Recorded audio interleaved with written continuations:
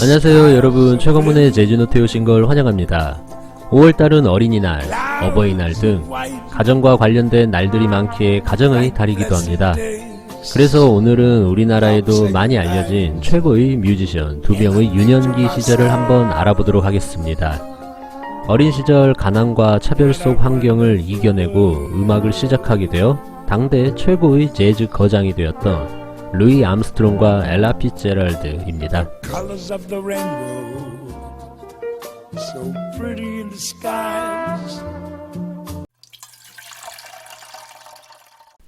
먼저 루이 암스트롱은 전 세계 대중음악에 큰 영향을 끼친 인물이며 당시 미국에서 최초의 인기 있는 아프리카계 아메리칸 연예인입니다. 또 유명한 건 아마 그의 스캣 사운드일 건데요.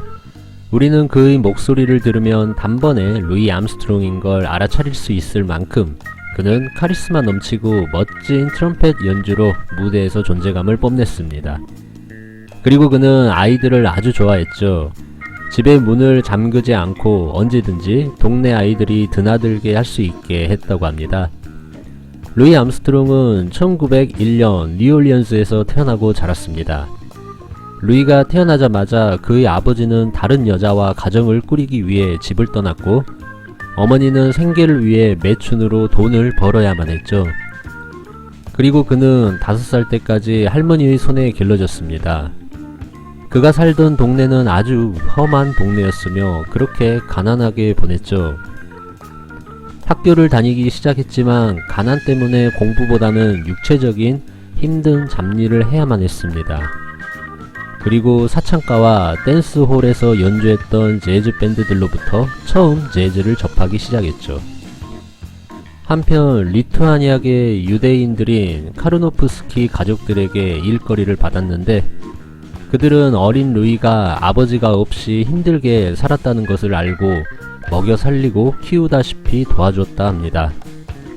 그가 코넷을 사고 싶어 할 때 돈을 빌려주기도 했으며 루이 암스트롱은 유대인의 상징인 다윗의 별 목걸이를 평생 지니고 다녔다고 합니다.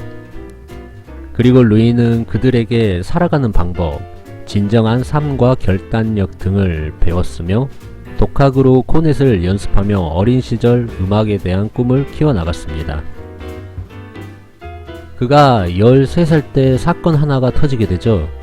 1912년 12월 31일 송년회 때 그의 의붓 아버지 권총을 몰래 빼와 새에 자축하기 위해서 허공을 향해 총을 쏘아댔습니다.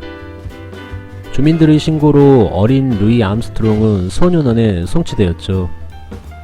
하지만 이것은 그의 음악 인생의 아주 중요한 행운 중 하나였습니다.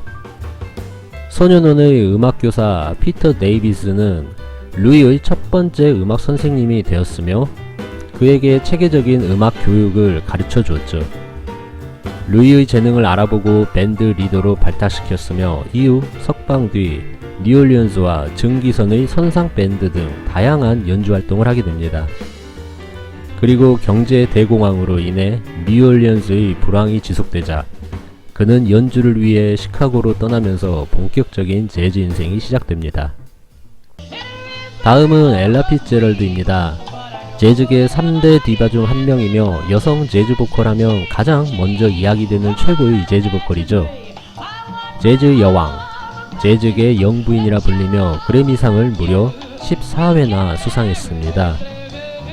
그녀의 목소리는 순수함과 동시에 완벽한 타이밍, 발음, 억양을 가지고 있으며 혼, 브라스 악기들과 견주어도 손색 없는 즉흥 스캣 솔로 테크닉으로 유명합니다.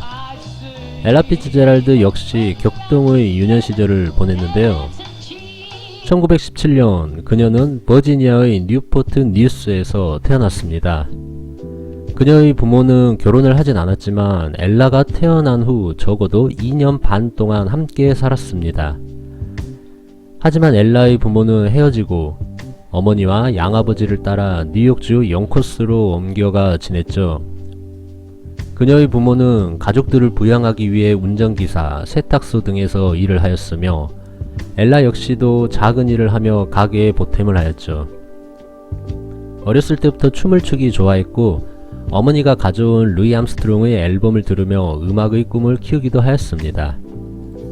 그녀는 자신을 톰보이라 생각하고 동네 친구들과 야구 게임을 하는 등 아주 활달했던 어린 소녀의 불행은 15살 때부터였죠. 1932년 그녀의 어머니는 교통사고로 심각한 부상을 입고 세상을 떠나게 됩니다. 그리고 그녀를 평소 학대하였던 양아버지는 엘라를 쫓아내다시피 하였고 이모네 집에서 지내게 되었죠. 새로운 환경에 적응할 수 없었던 엘라는 점점 더 불행해졌고 인생의 어려운 시기가 닥쳐왔습니다. 학교를 자주 빼먹으며 성적은 급히 떨어졌고 그녀가 살면서 이 시기에 대해 공개적으로 말한 적은 없지만 경찰과 문제가 생긴 후 유색인종보호소에 수감, 고아원에는 사람이 너무 많아 그녀를 뉴욕 허드슨에 있는 소녀들을 위한 교육학교, 즉 소년원으로 보내지게 됩니다.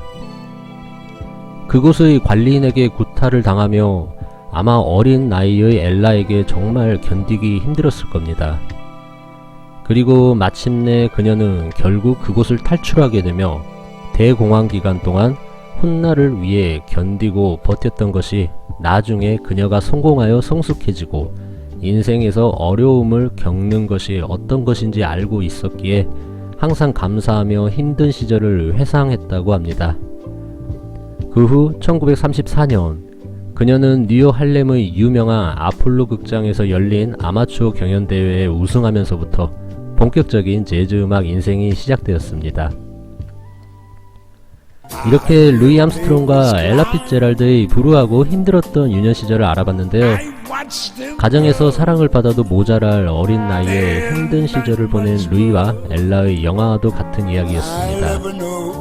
그들은 어렸을 적 포기하지 않고 누구를 탓하지 않았으며 엘라 피츠제랄드의 명언처럼 정말로 하고 싶은 일을 포기하지 마세요.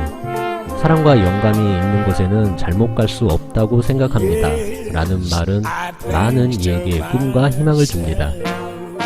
5월 가정의 달을 맞이하여 아주 멋진 재즈 뮤지션 2명의 유년 시절을 여러분들과 함께 알아봤습니다.